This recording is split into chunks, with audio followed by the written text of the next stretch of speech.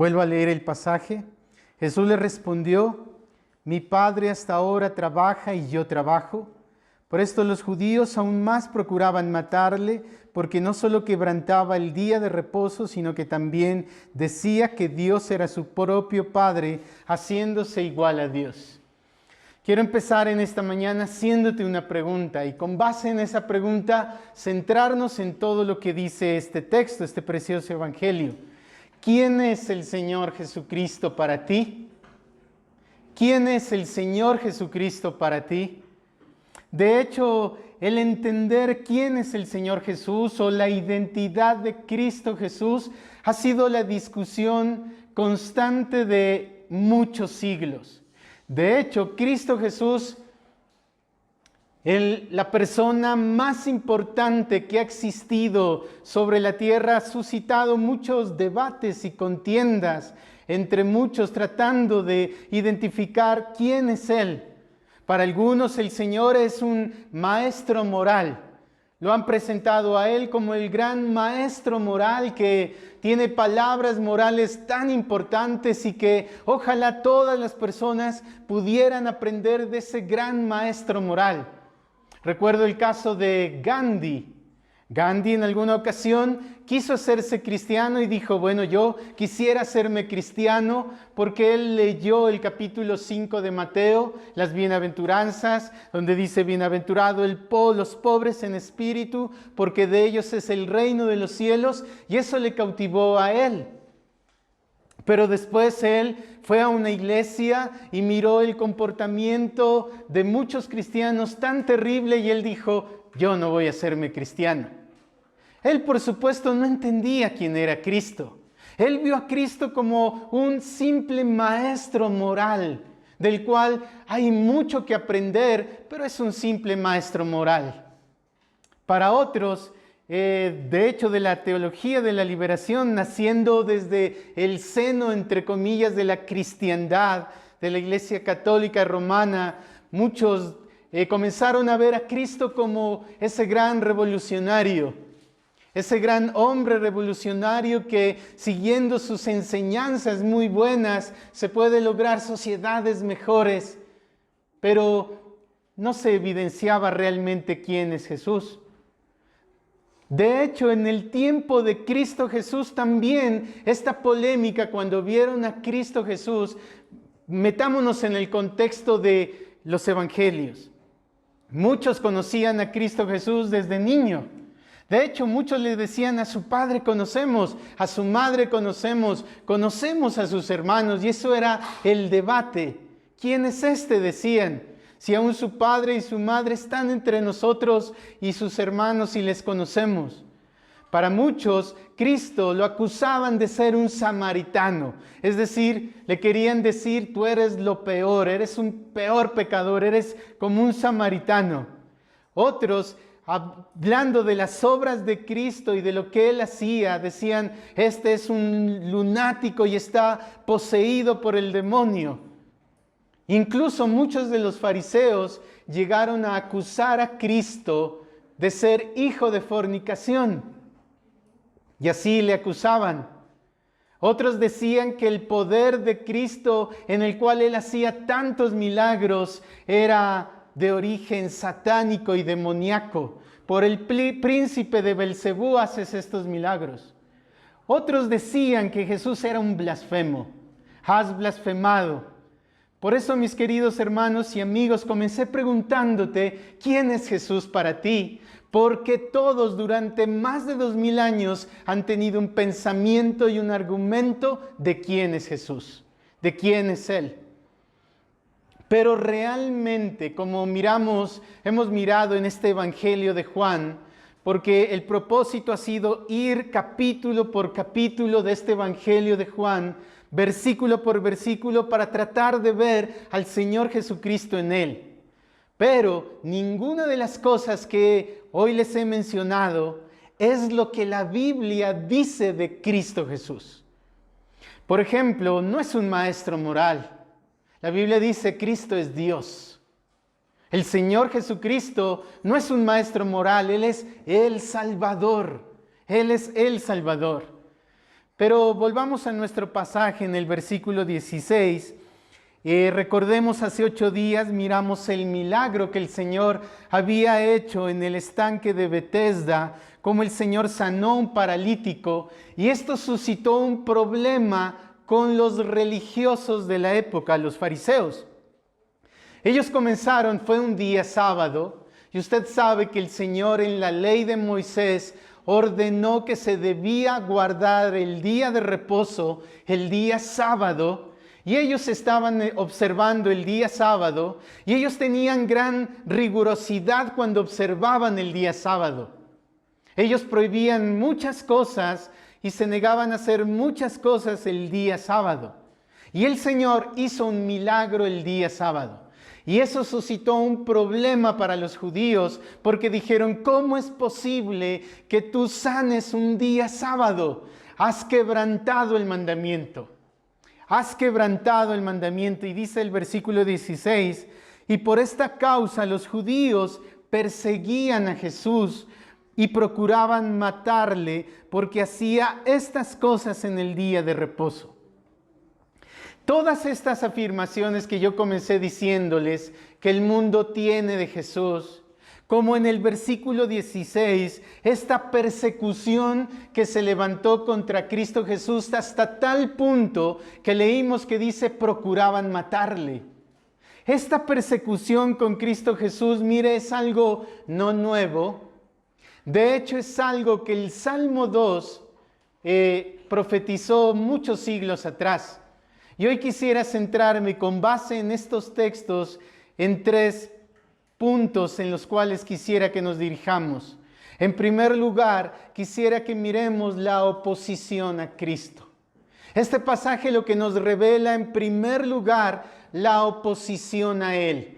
Miraron a Cristo hacer un milagro, mire esto, y lejos de regocijarse en que Cristo sanó a un pobre hombre, se llenaron de celo contra Él y se levantaron en contra de Él y se levantaron para tratar de matarlo. Vamos al Salmo 2, porque el Salmo 2 nos recuerda esto y habló de esto de forma profética. El Salmo 2 trata del Señor Jesucristo. El tema central del Salmo 2 es el Señor Jesucristo. Mire cómo comienza diciendo el Salmo 2. ¿Por qué se amotinan las gentes y pueblos piensan cosas vanas? Se levantarán los reyes de la tierra y príncipes consultarán unidos, es decir, harán estrategias, se reunirán secretamente, y esto contra Jehová y contra su ungido. ¿Quién es el ungido aquí? Cristo Jesús. Diciendo: rompamos sus ligaduras y echemos de nosotros sus cuerdas. Mire la oposición. Esta oposición ha sido constante y esta oposición fue profetizada que vendría.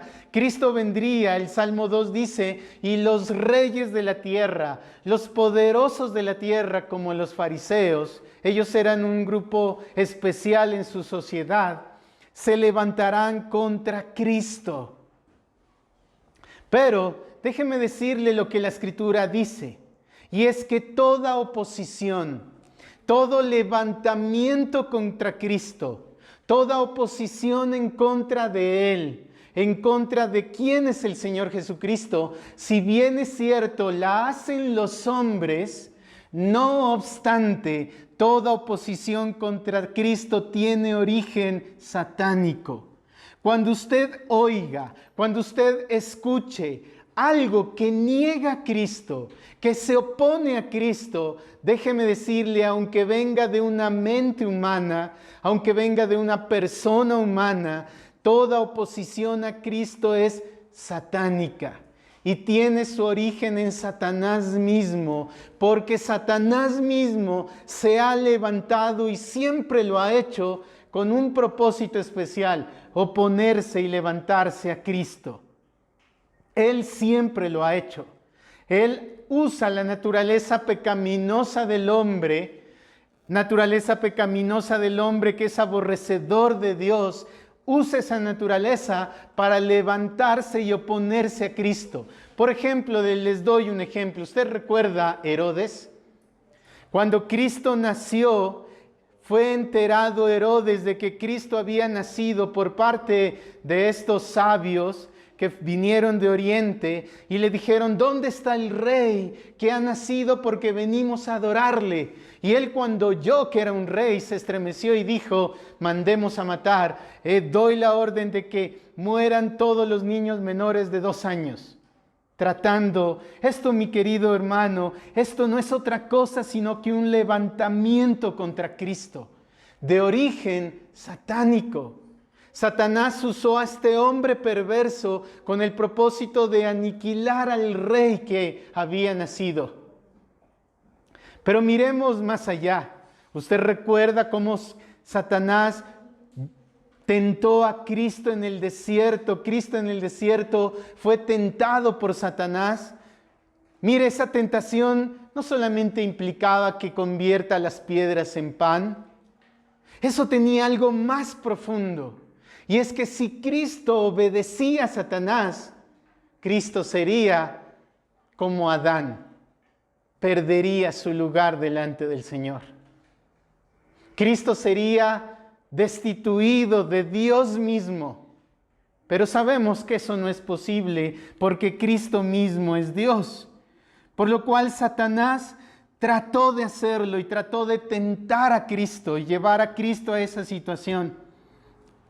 Y estamos viendo la persecución y el levantamiento de los judíos que se levantaron en contra de Cristo. Hasta tal punto se levantaron estos príncipes de Israel que cuando Cristo Jesús resucitó, se corrió la voz, dice, de que habían robado el cuerpo del Señor Jesucristo.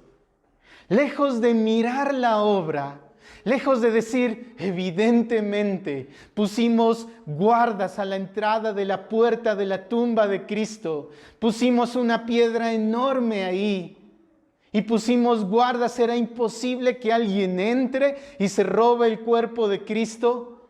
Y de hecho dice que sobornaron y amenazaron a los soldados, a los guardas, para que dijeran: no fue así, nos dormimos y vinieron los discípulos de Cristo y se robaron el cuerpo. Mire la oposición.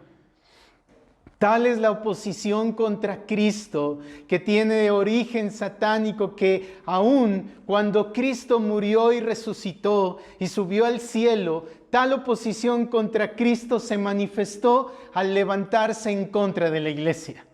Persiguieron a los discípulos. De hecho, en Juan, en el mismo Evangelio de Juan, nuestro Señor Jesucristo les dijo eso. Si el mundo me aborrece, les dijo, si a ustedes les aborrecen, sabed que me aborrecieron primero antes a mí. Mire la oposición tan terrible. De hecho, hay un libro, mi querido hermano, hay un libro que relata y se centra en la oposición del maligno contra Cristo. En la oposición del maligno contra la iglesia, el libro del Apocalipsis. Pero el libro del Apocalipsis es tan especial que nos han dicho antes: no leas eso, que es oculto y es tenebroso, pero no es así. El libro de Apocalipsis, el tema central del libro de Apocalipsis es: aunque las tinieblas se levanten contra Cristo, Cristo vencerá. Cristo siempre ha vencido. Aunque las tinieblas se levanten contra la iglesia de Cristo, la iglesia será victoriosa. Ese es el tema de Apocalipsis. Por lo cual, en primer lugar, vemos la oposición contra Cristo y en Juan se está mostrando. Pero miremos el carácter de esta oposición.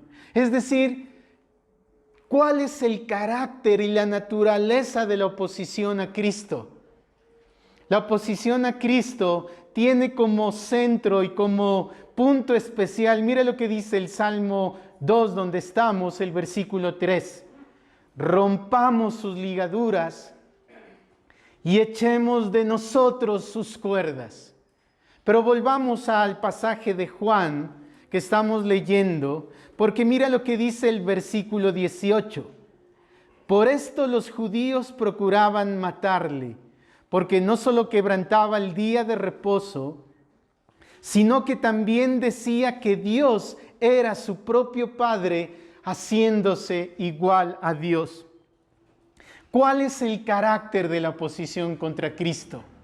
¿Cuál es el propósito de Satanás en oponerse a Cristo? Es negar la naturaleza de Cristo. Es negar que Cristo es Dios. Es negar que Cristo es hombre. Es negar que Cristo es divino y a la vez humano. Ese es el centro de toda la oposición a Cristo. Ese es el centro de toda oposición. Piense en esto. Juan en su primera carta dice: todo espíritu que viene a vosotros y no confiesa que Jesús ha venido en carne, él es del anticristo. Porque el anticristo se opone a Cristo, dice. Todo aquel que no confiesa a Cristo como Dios y como hombre, esa enseñanza es una doctrina de demonios. Piense en eso. Los testigos de Jehová.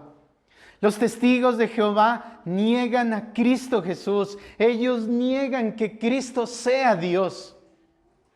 Ellos afirman y dicen, sí, Él es el que va a establecer el reino, pero Él no es Dios. Eso es una doctrina, como dice Pablo en Timoteo, es una doctrina de demonios y es un levantamiento en contra de Cristo. ¿Qué le pasó a estos judíos? Cristo afirmó ser Dios y ellos se levantaron contra Cristo y trataron de matarlo. Pensemos en la doctrina de los mormones. Es una doctrina aberrante que niega la persona de Cristo, lo niega.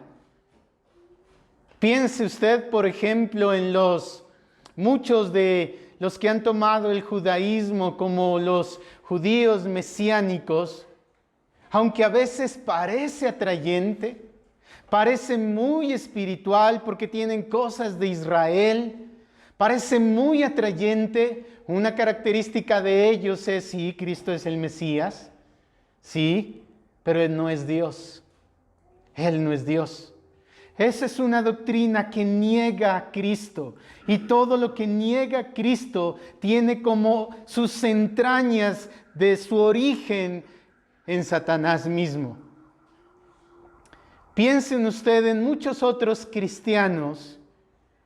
Joel Osteen, el pastor de la gran mega iglesia de Lakewood, en Texas, él un día, en una entrevista, usted la puede ver en YouTube, un entrevistador le hizo la pregunta, pero bueno, dime, ¿Cristo es el único camino a la salvación, a la vida eterna?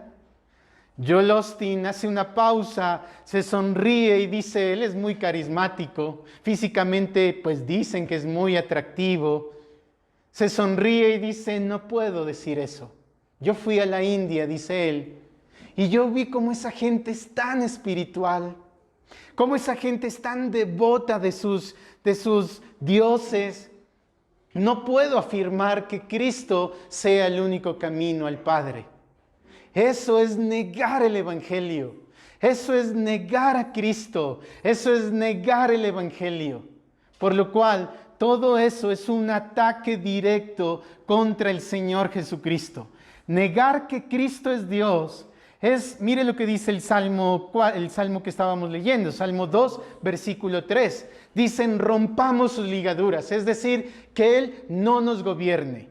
Echemos de nosotros sus cuerdas, es decir, no queremos nada que ver con Cristo. Negar la divinidad de Cristo es negarse a someterse a Él como Señor. Negar la divinidad a Cristo es negarse a recibirlo a Él como Rey. Es vivir una vida en la que yo no resisto que Cristo sea Dios y como Él no es Dios, entonces yo no me le tengo que someter a Él. ¿Por qué me voy a someter a los mandatos de Cristo si Él no es Dios? Por lo cual no me someto a Él.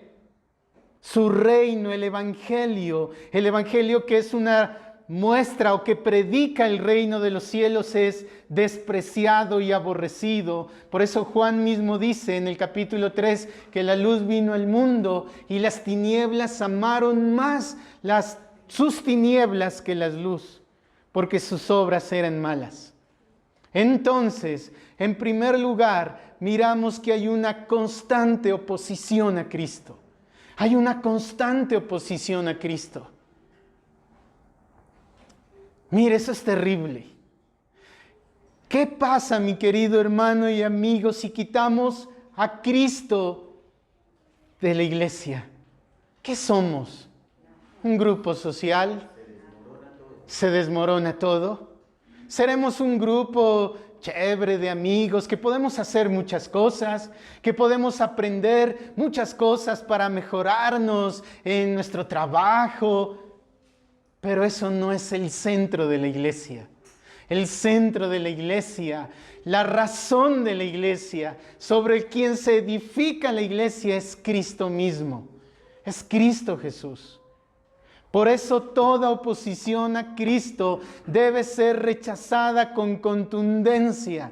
Toda oposición a Cristo debe ser rechazada a cualquier precio. A muchos les ha costado su vida el rechazar toda oposición a Cristo, el honrar el nombre de Cristo. Eso debe hacerse en nuestra vida, en nuestra familia y en nuestra iglesia. Pero vamos al punto 2. Nuevamente regresemos a el Evangelio de Juan, que es nuestro pasaje central, Juan capítulo 5, versículo 17, porque ya sabemos que se opusieron en contra de Cristo. Pero mira las palabras de Cristo. Jesús respondió: mi Padre hasta ahora trabaja y yo trabajo. Por eso los judíos procuraban matarle, porque no solo quebrantaba el día de reposo, sino que también decía que Dios era su propio Padre, haciéndose igual a Dios. Mira las palabras de Cristo. Mi Padre hasta ahora trabaja y yo trabajo.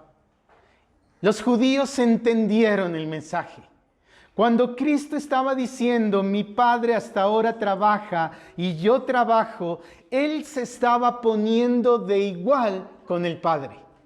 Él estaba diciendo, en otras palabras, el Padre y yo, Dios el Padre y yo, somos lo mismo.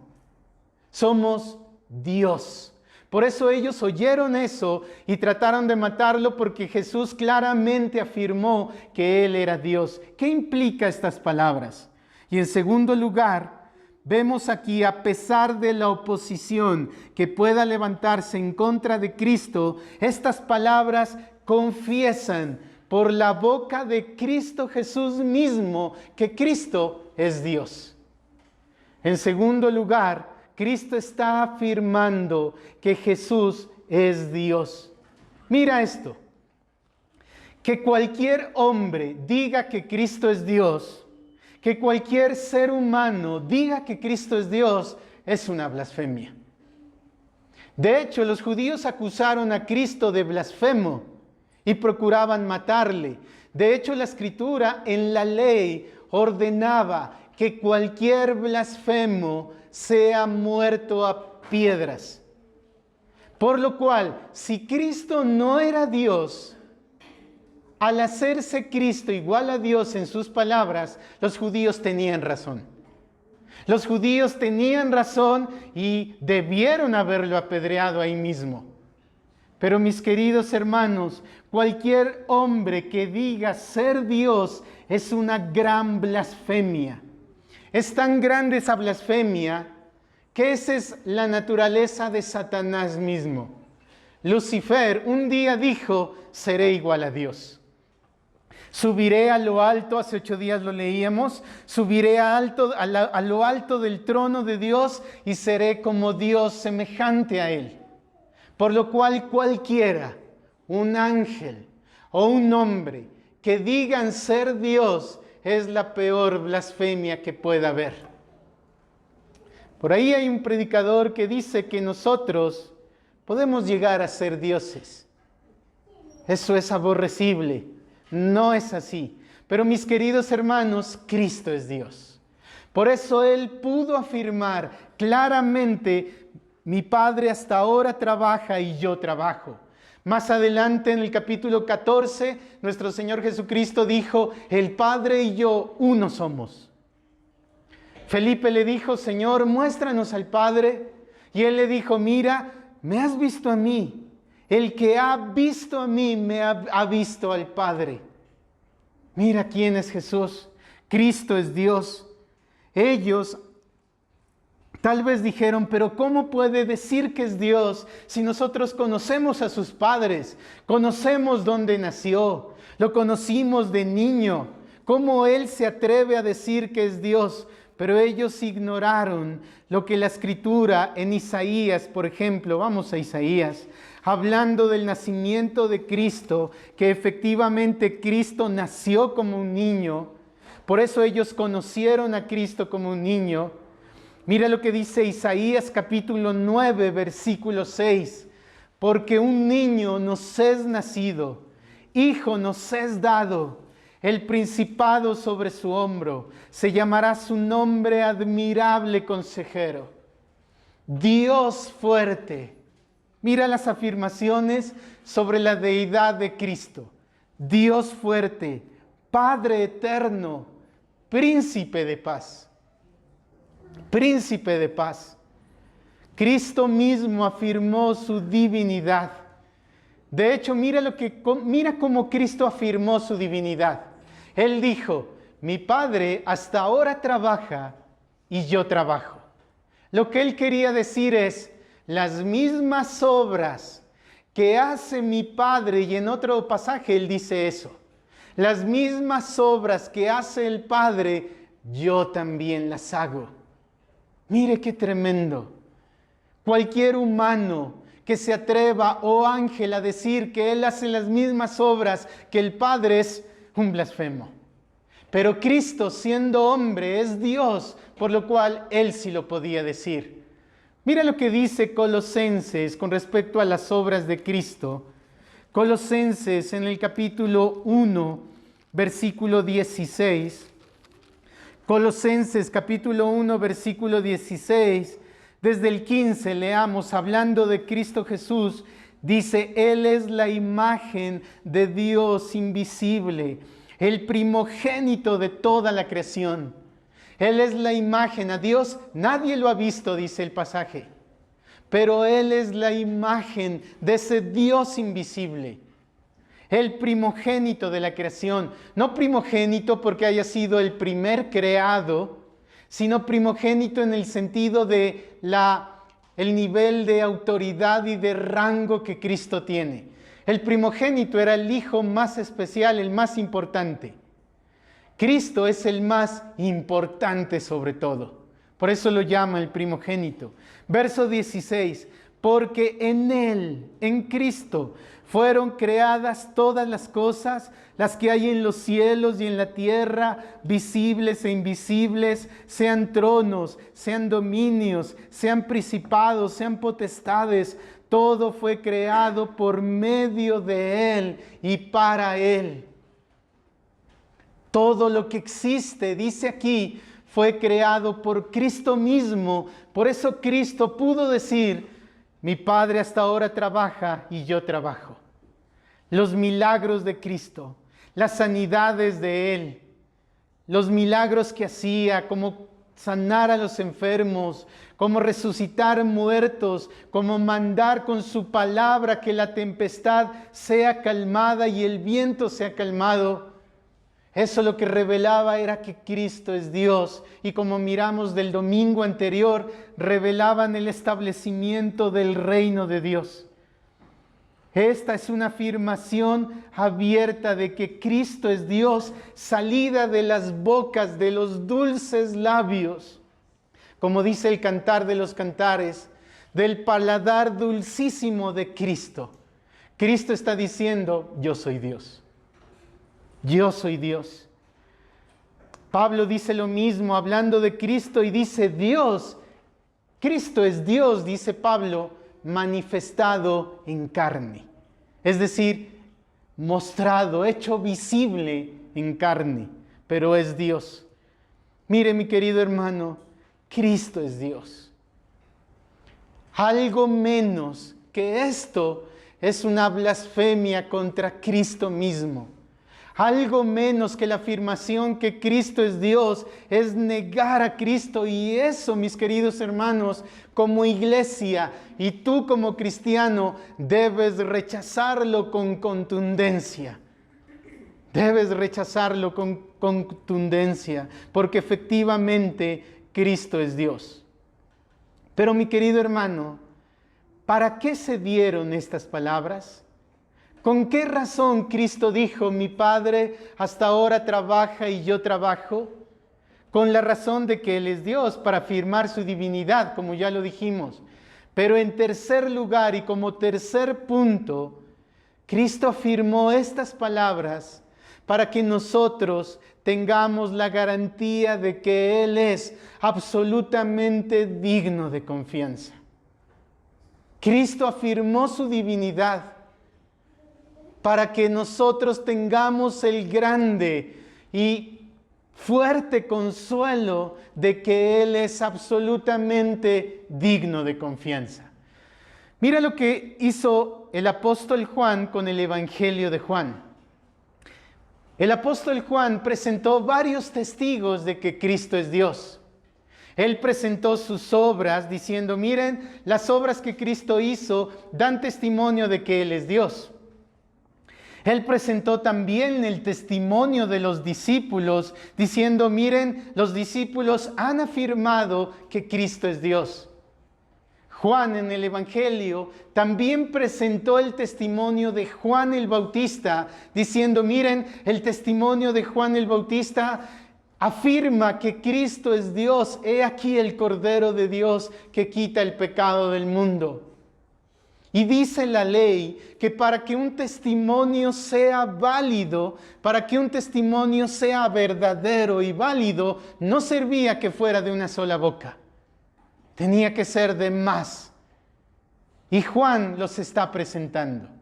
Pero Juan presenta el mayor de todos, el más grande testimonio. Y el más grande testimonio es de los labios mismos de Cristo. Cristo es Dios. Y eso lo hace para que tengamos la garantía de que Él es digno de confianza. Estamos en el libro de Colosenses. El último pasaje fue el libro de Colosenses. Mira lo que dice Colosenses capítulo 2, versículo 9. Colosenses capítulo 2, versículo 9 dice, porque en Él habita corporalmente toda la plenitud de la deidad.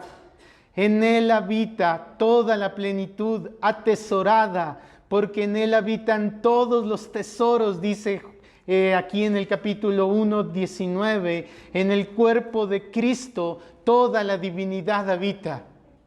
Y mira lo que dice la parte siguiente del versículo 9 del capítulo 2 de Colosenses. Dice, porque en Él habita corporalmente toda la plenitud de la deidad, y versículo 10. Y vosotros estáis completos en Él. Y vosotros estáis completos en Él. Si me dijera a mí la Escritura, y no lo dice, que yo puedo tener la confianza de que Dios me ha dado un ángel para que me cuide. Pero dígame usted, ¿qué confianza y seguridad puede darnos un ángel, siendo que ellos son superiores a nosotros? ¿Qué seguridad y confianza puede darme un ángel si aún el Señor en el libro de Job dice que aún Él encuentra manchas en sus ángeles? ¿Qué seguridad puede obtener uno de eso? El Señor un día le dijo a Moisés, mira Moisés, a causa del pecado del pueblo de Israel, yo ya no te voy a acompañar a la tierra prometida, sino que voy a enviarte un ángel. Y ese ángel te va a acompañar y te va a llevar a la tierra prometida, pero yo no iré contigo. ¿Qué dice la Escritura? Moisés dijo, bueno, qué buena noticia. No, Moisés se postró, y no solo él, sino todo Israel, y oyeron, dice, la mala noticia. ¿Cuál mala noticia? que el Señor no iría con ellos, sino que en su lugar enviaría un ángel. Pero tanta seguridad obtiene el cristiano que ha ido a Cristo, ha creído en Él, tanta seguridad encuentra en Cristo Jesús porque Él es Dios. Y mira el versículo 10, y vosotros estáis completos en Él.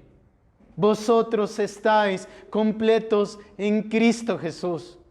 ¿Qué le hace falta a un cristiano? Si ha ido a refugiarse a la sombra de las alas de Cristo Jesús, como dice el Salmo 91, ¿qué le puede faltar al cristiano? Nada. Puede que no tenga ciertas cosas, puede que no tenga ciertas cosas materiales, pero tiene a Cristo Jesús y está completo en Él. El problema del capítulo 5 y todo el problema empezó, todo el lío empezó contra Cristo y la oposición de los fariseos contra Cristo empezó porque Él sanó a un hombre en día de reposo. Dios les dio al pueblo de Israel que observaran el día de reposo, pero mi querido hermano, el día de reposo prefiguraba y mostraba algo o alguien. El día de reposo mostraba a Cristo Jesús. Así como ellos reposaban un día de sus labores, eso tenía un significado más grande. Eso significaba que el cristiano va a reposar en Cristo Jesús y en Él encuentra reposo y descanso. Venid a mí los que estáis trabajados y cargados por sus pecados, trabajados y cargados porque ustedes tratan de regenerarse a sí mismos, pero eso es imposible hacerlo. Pero vengan a mí y yo os daré descanso. ¿Cómo nos dio descanso? Romanos capítulo 5, versículo 1 dice, justificados pues por la fe, estáis en paz para con Dios. ¿Cómo nos da descanso Cristo? Cuando por medio de la fe en Él, Él nos pone a estar en paz para con Dios. Ya no somos hijos de ira, ya no somos hijos de maldición, sino que estamos en paz para con Dios. La ira de un Dios justo ya no es para nosotros, para aquel que ha creído en Cristo. Y no solo eso, sino que nos ha hecho libres de la maldición de la ley. Míralo, hoy lo leíamos en la escuela dominical, Gálatas 3:15, el cual nos dice que estábamos puestos bajo la maldición de la ley, Gálatas 3:13, y Gálatas 3:15 nos dice que Cristo nos liberó de la maldición de la ley. Mira la gracia del Señor. La ley nos condenaba, la ley nos sentenciaba a condenación, porque habíamos incumplido la ley. Pero Cristo vino para cumplir la ley y para que su cumplimiento de la ley fuese puesto a nuestro favor. Mire la obra tan preciosa de Cristo. Por eso cuando tú llegues al trono de la gracia, cuando tú llegues al trono del juicio, cuando tú te presentes al trono del juicio, ese día, porque dice que un día todos compareceremos ante el tribunal de Cristo. Si tú has creído en Cristo y has creído en Él para salvación y te presentes delante del trono del gran juez, cuyos ojos son como llama de fuego, ese trono para nosotros será un trono de gracia. Porque seremos vistos como cumplidores de la ley, aunque nunca la hemos cumplido. Pero mi querido hermano cristiano, oye estas palabras. Esto nos debe llevar a ejercer una fe más limpia en Cristo Jesús. Que Cristo sea Dios, que hallemos grato consuelo en que Él es Dios, debe producir en nosotros una fe más limpia en Él, más genuina en Él, una fe más preciosa en Cristo Jesús. Mira lo que dice Efesios en el capítulo 3, versículo 17. Pablo ora por los creyentes en el libro de Efesios, en el capítulo 3, versículo 17, y la oración de Pablo por los creyentes es de esta manera: para que habite Cristo por la fe en vuestros corazones. Para que habite Cristo por la fe en vuestros corazones. Que tengamos un sentido permanente de la presencia de Cristo, si tú has creído en Él, que puedas experimentar la presencia permanente de Cristo en tu alma. Quienes experimentan eso, cuánto gozo hay en ellos. En medio de las tribulaciones, en medio de las aflicciones, cuánto gozo hayan en Cristo porque están completos en Él. Que el mundo pierda el brillo delante de nuestros ojos. Que ese brillo y ese esplendor del mundo cada vez pierda su brillo delante de nosotros. Y Cristo Jesús sea más amado, más deseado, más obedecido. Pero mire lo que dice el texto de que estamos en Efesios. Para que habite Cristo por la fe en vuestros corazones, a fin de que arraigados y cimentados en amor, seáis plenamente capaces de comprender con todos los santos cuál sea la anchura, la longitud, la profundidad y la altura, y de conocer el amor de Cristo que excede a todo conocimiento. Esto nos debe llevar, mi querido hermano, a un descubrimiento más profundo de lo que significa que Cristo nos ha llamado. Que Cristo nos ha llamado. Qué poco conocemos del amor de Cristo. Qué poco conocemos de ese amor inescrutable de Cristo por nosotros. Qué poco conocemos de ese amor y por ello preferimos el amor mundano. Qué gozo, qué poco conocemos del amor de Cristo y por eso preferimos el gozo del mundo. Que nosotros podamos descubrir el gran amor de Cristo, porque una vez descubriendo cómo Cristo me amó, podemos decir: el amor que Cristo me tiene a mí y a ti nos constriñe, pensando que si Él murió para darnos vida, ahora nosotros con vida vivámoslo para Cristo. Vivámoslo para Él. Pero también esto nos debe llevar a un gozo y a un deleite en su palabra, porque es en su palabra como Cristo se revela y es de esa forma como nosotros podemos arraigarnos a Cristo. Amamos las maneras del mundo, amamos la moda del mundo, amamos la iniciativa del mundo. Mira qué terrible que fue el ver estos días la inauguración de los Juegos Olímpicos. Antes, caracterizados por los hombres deportistas y mujeres deportistas que tras su esfuerzo y su valentía en el deporte lograban esas medallas, pero ahora presentaban una blasfemia, blasfemando del nombre de Cristo, blasfemando de ese santo y glorioso nombre. Eso es aborrecible a los ojos del Señor. Si quieres descubrirlo, puedes ver, es terrible lo que hicieron en esa inauguración. Por lo cual, con este otro pasaje termino, y esto para aquellos que aún no han ido a Cristo para salvación. Volvamos al Salmo 2. Toda oposición a Cristo, el negarse a Cristo, a someterse a Él, el negarse a vivir una vida rendida a Cristo, mira mi querido hermano, eso jamás va a prosperar, jamás prosperará. Toda iniciativa de negarse a ir a Cristo jamás fructificará. Toda oposición a Cristo jamás prosperará. Mira lo que dice el versículo 4 del Salmo 2. Después de haber leído la oposición a Cristo, el verso 4 dice: el que mora en los cielos se reirá.